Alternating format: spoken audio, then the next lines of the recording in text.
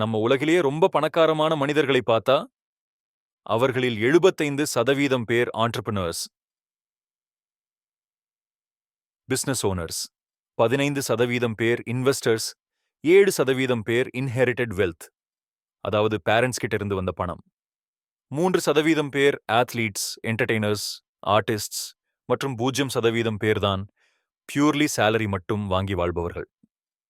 அப்போ நீங்க பணத்தை ஒரு சதவீதம் மாதிரி மேனேஜ் பண்ணணும்னா அந்த முதல் 4 வகை மனிதர்கள் எல்லாருக்கும் காமனானது என்னன்னு புரிஞ்சுக்கணும்.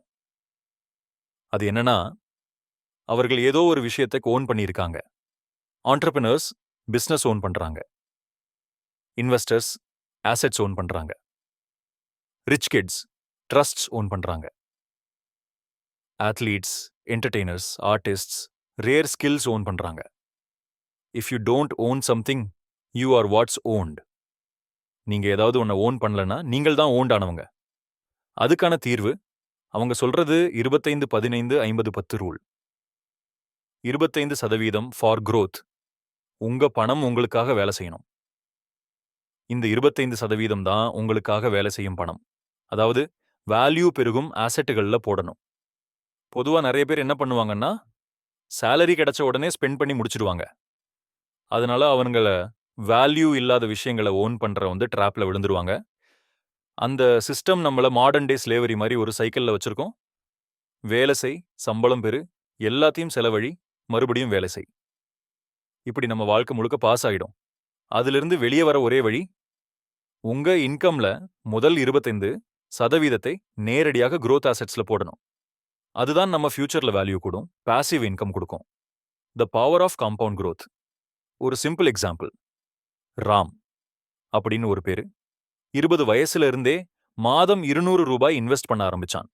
அதே சமயத்துல ரவின்னு ஒருத்தன் 30 வயசுல தான் மாதம் 300 ரூபாய் வச்சான். 60 வயசுக்கு வரைக்கும் ராம் மொத்தம் 96,000 ரூபாய் இன்வெஸ்ட் பண்ணி 12,64,816 ரூபாய் ஆச்சு.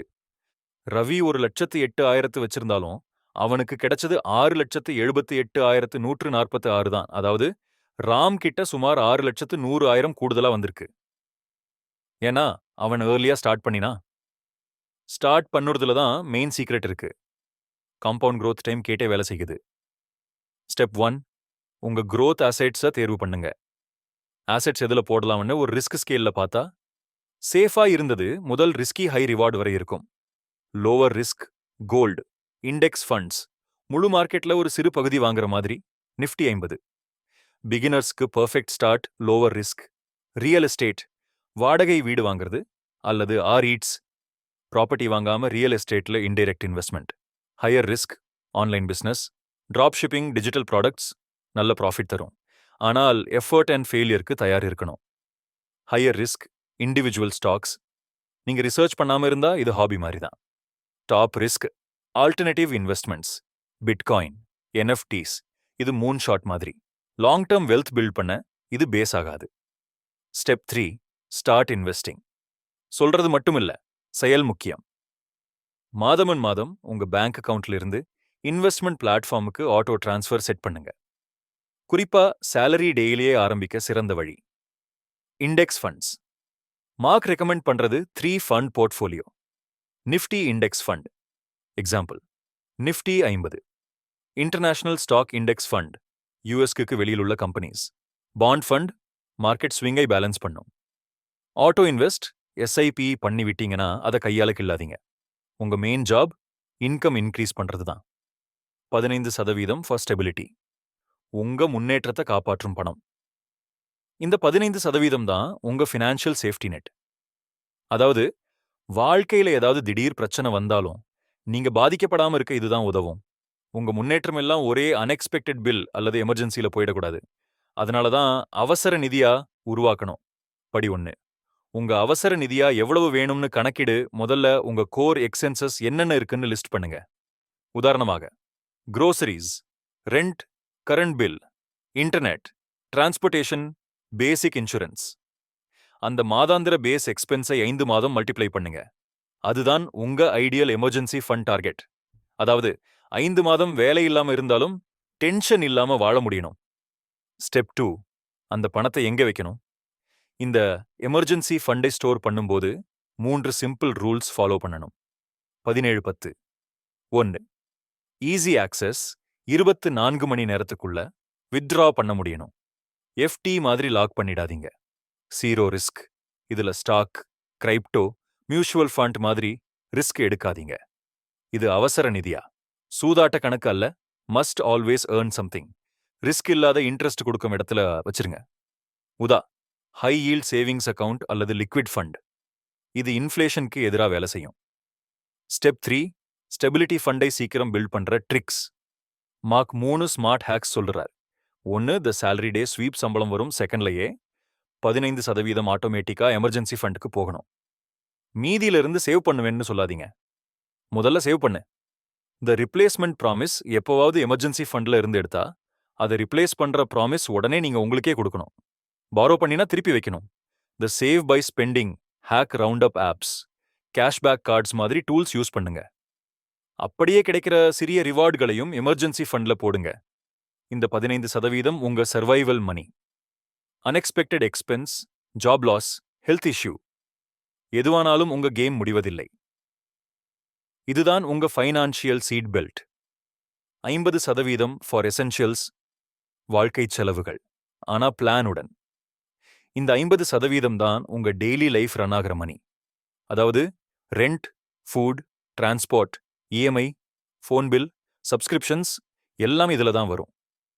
நம்ம லைஃப்ல ஒவ்வொரு ரூபாய்க்கும் ஒரு இன்டென்ஷன் இருக்கணும். இதுதான் பர்பஸ்ஃபுல் ஸ்பெண்டிங்னு சொல்றாரு. ஸ்டெப் 1. உங்க செலவுகள்னா என்னன்னு தெளிவா புரிஞ்சுக்கோ. எசென்ஷியல்ஸ்ல 3 category. Living expenses, rent, groceries, EB, gas, transport. Lifestyle expenses, Netflix, dining out, gym, shopping. Commitments, EMIs, insurance, dependents, parents, kids. ஒவ்வொரு ரூபாயும் எந்த கேட்டகரிக்குள் வருதுன்னு கண்டுபிடிச்சாதான் கண்ட்ரோல் பண்ண முடியும். ஸ்டெப் 2. பட்ஜெட் ரூல் ஃபாலோ பண்ணு. மார்க் சஜஸ்ட் பண்ற ஒரு சிம்பிள் தம் ரூல். 50% எசென்ஷியல், இதுதான் இந்த செக்ஷன். 15% ஸ்டெபிலிட்டி, ஆல்ரெடி பார்த்தோம். 25% growth, ஃபர்ஸ்ட் செக்ஷன்ல பார்த்தோம்.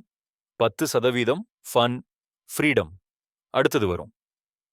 அதாவது நீங்க சம்பாதிக்கிற ரூபாய்க்கு பிளான் இருந்தாதான் வாழ்க்கை ஸ்ட்ரெஸ் ஃப்ரீயா இருக்கும். பிளான் இல்லைன்னா மணி தான் உன்னை கண்ட்ரோல் பண்ணும். ஸ்டெப் 3.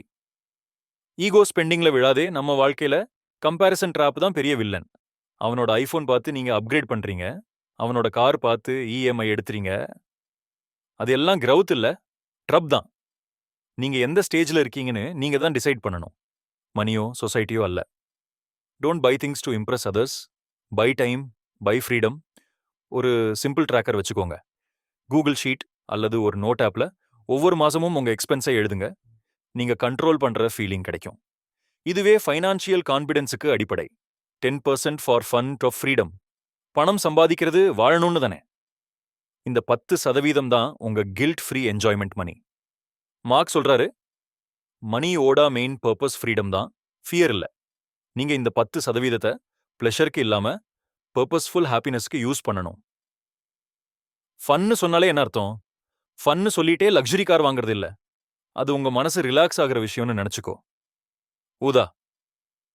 ஒரு ஷார்ட் ட்ரிப், ஃபேவரட் ரெஸ்டாரண்ட்ல டின்னர், ஹாபி கிளாஸ், ஆர் ஒரு ஸ்பெஷல் கிஃப்ட். உங்களுக்கே இதெல்லாம் வேஸ்ட் ஆகல. இதுதான் எனர்ஜி ரீசார்ஜ் பண்ற ப்ராசஸ். ஸ்டெப் 2. ஃபன் மணின்னு சைட்ல வேணும் சலாரி வந்த உடனே அந்த 10% தனியா வச்சிருங்க. அப்போல் கில்ட் இல்லாம ஸ்பெண்ட் பண்ண முடியும். You can't enjoy life if you feel bad every time you spend. அதனால பிளான் பண்ணிய ஸ்பெண்டிங் தான் ட்ரூ ஃப்ரீடம். ஸ்டெப் 3. ஃபன். ஸ்பெண்டிங்ல ட்ராப் ஆகாதே, இதுதான் முக்கியம். ஃபன்னு சொல்லிட்டு ஒவ்வொரு வீக்கெண்டிலும் ஜஸ்ட் பிகாஸ் ஸ்பெண்ட் பண்ணிடாதீங்க. ஃபன் மணின்னு சொல்றது மெமரி கிரியேட் பண்ற, சாட்டிஸ்ஃபேக்ஷன் கொடுற ஸ்பெண்டிங்க்கு தான். எக்ஸாம்பிள், ட்ரிப் பண்ணது ஓகே, இம்பல்ஸ் ஆன்லைன் ஷாப்பிங். அதாவது இன்ஸ்டன்ட் ஹாப்பினஸ் இல்ல, லாஸ்டிங் ஹாப்பினஸ் தான் கோல். ஸ்டெப் 4. கில்ட் இல்லாம என்ஜாய் பண்ணு. இந்த 10% ஸ்பெண்ட் பண்ணும்போது சேவ் பண்ணலன்னு கில்ட் ஃபீல் பண்ணாதீங்க. இது உங்க சிஸ்டம்லேயே பிளான் பண்ணியது தான். ஃபன் மணி இருந்தாதான் நீங்க லாங் டேர்ம் பிளான் ஃபாலோ பண்ண மோட்டிவேஷன் வரும். அதர்வைஸ் லைஃப் போரிங் ஆயிடும். ஷார்ட் சம்மரி தமிழ்ல சொன்னா, இந்த 10% தான் உங்க வாழ்க்கையில ஸ்பைஸ். ஒர்க், சேவ், இன்வெஸ்ட் எல்லாம் நன்று தான். ஆனா அதுக்கு மீனிங் வரணும்னா சிறிய சின்ன ஃபன்களுக்கு இடம் விடணும். இதுவே மார்க் டில்பரி சொல்லுற மணி ட்ரீ ஃபார்முலான்னு சொன்ன கான்செப்டோட முழு meaning. 25% growth, 15% stability, 50% essentials, 10% fun financial growth, plus mental peace, plus life balance. Comment பாக்ஸில் உங்கள் கருத்துக்களை பகிருங்கள். மேலும் இது போன்ற ஆழமான தகவல்களுக்கு எங்கள் சேனலை சப்ஸ்கிரைப் செய்யுங்கள். அடுத்த வீடியோவில் சந்திப்போம். நன்றி.